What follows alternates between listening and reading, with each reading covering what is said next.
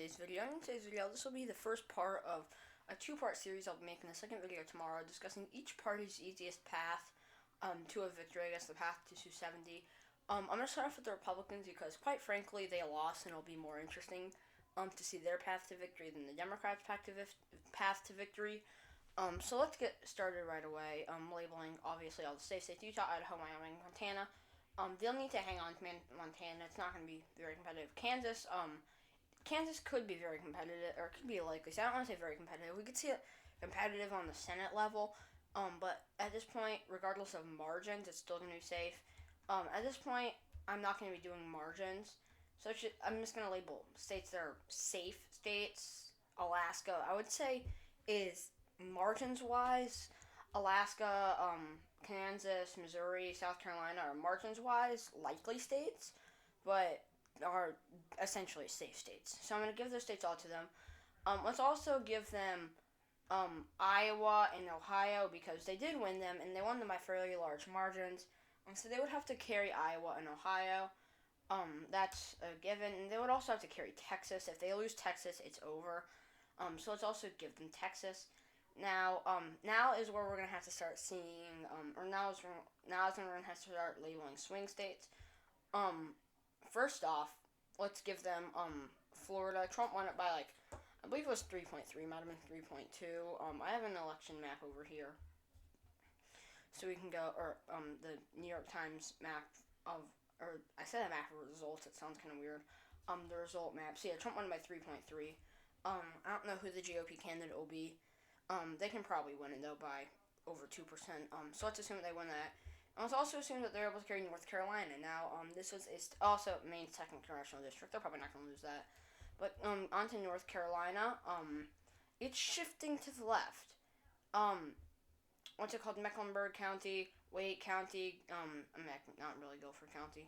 I don't know how it's pronounced. I was looking at, cities. But, most importantly, Mecklenburg and Wake County are growing. Scotland County is just a funny, random little county. I don't know why. I like to look at it, though, because for whatever reason, it typically is like a kind of competitive swing county.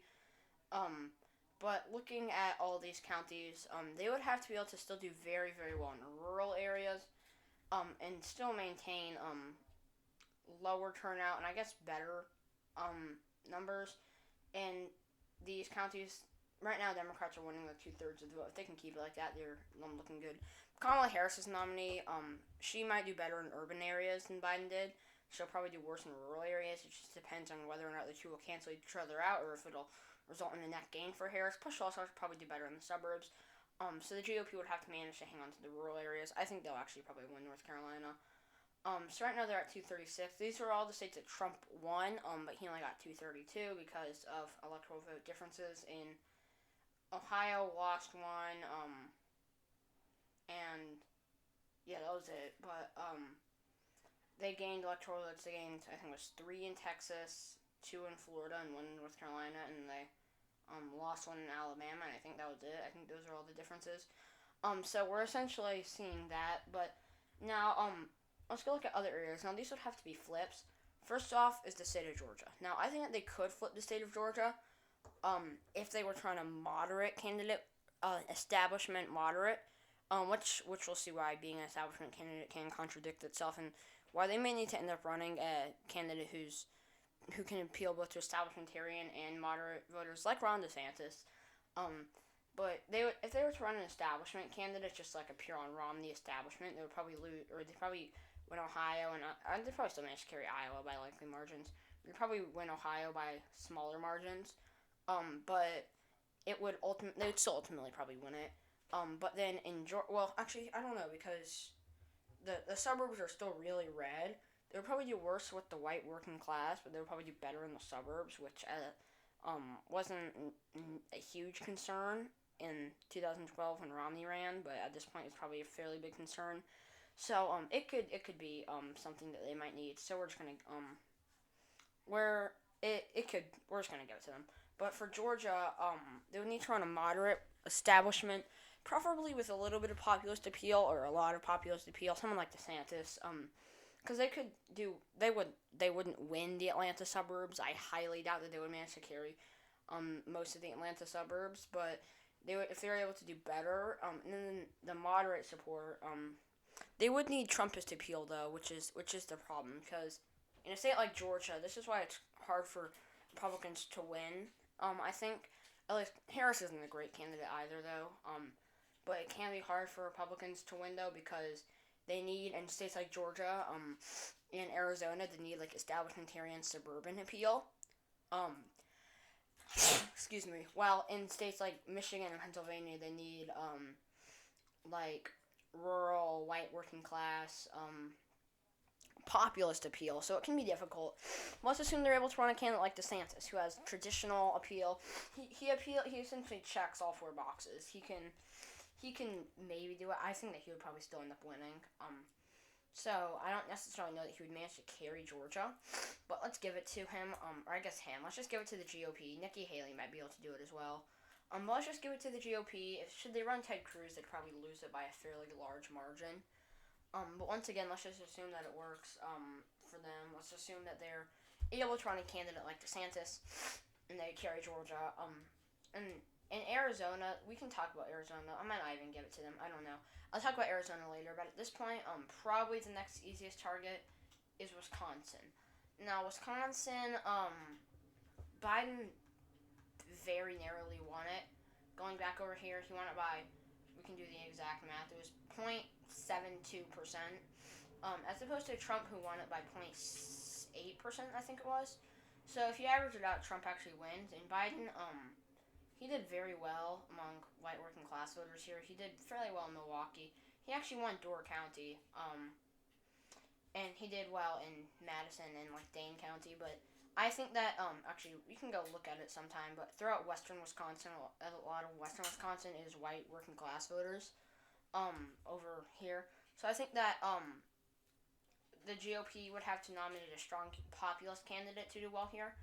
But I think they're ultimately favored, especially if they can run a candidate with enough suburban appeal to keep the suburbs red, then they'll probably win there.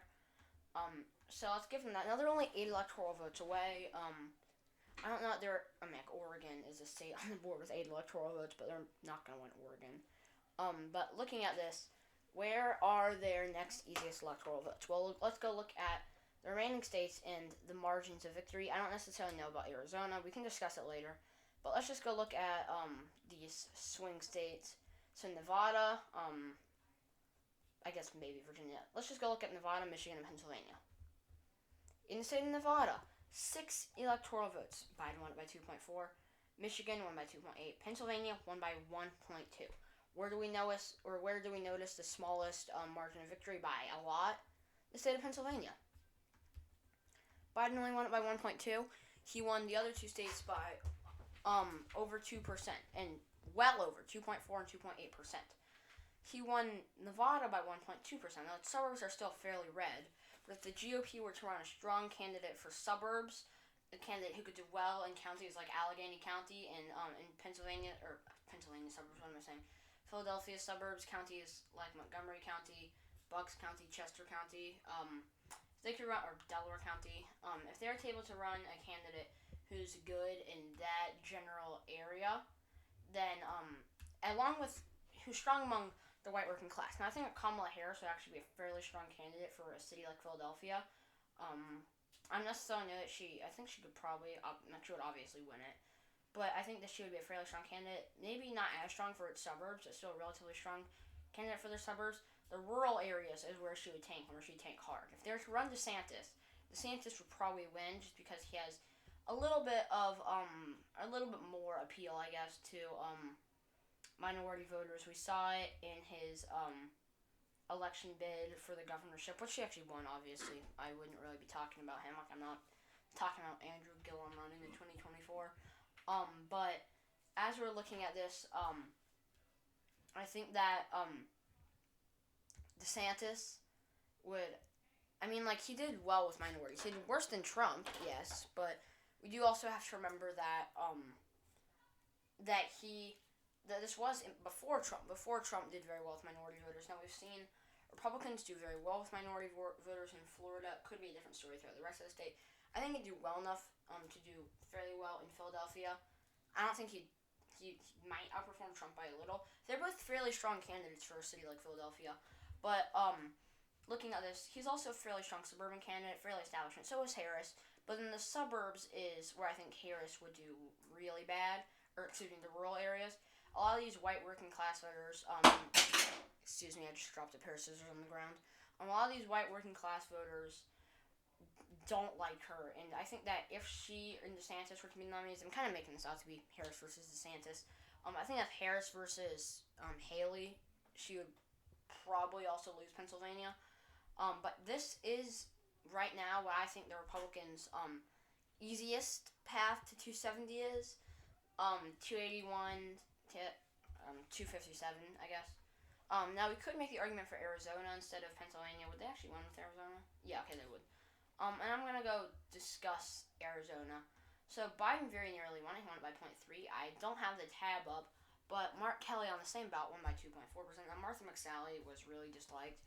But looking all around the state of Arizona now, I don't have a map pulled up. I'll actually go get that. Give me a second. Okay, so I have the precinct map pulled up, and if we go look at Maricopa County, this general area, and we go look at actually the change from 2016, we see hard shifts to the left in Phoenix and its suburbs. A few of these precincts were a little bit more conservative, but not.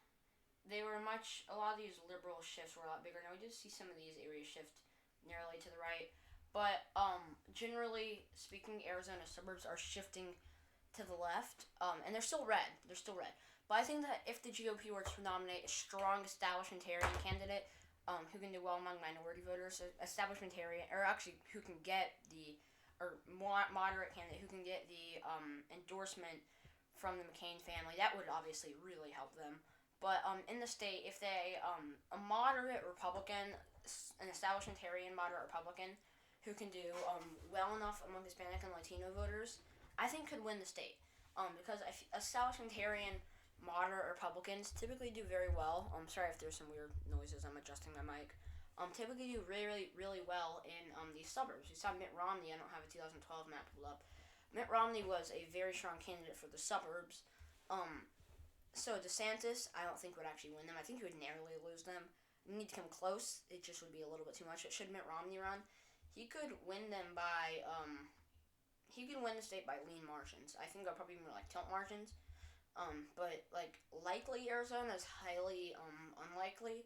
But lean red Arizona is not out of the question if the GOP runs somebody like Mitt Romney. So those are essentially the two easiest paths to 270. I would say that Pennsylvania is easier than Arizona. So yeah, thank you guys so much for watching this video. If you liked it, please leave a like. Don't forget to subscribe. And stay tuned for my next video. I'll be doing the Democrats' easiest path to victory. And I will see you all there. Bye!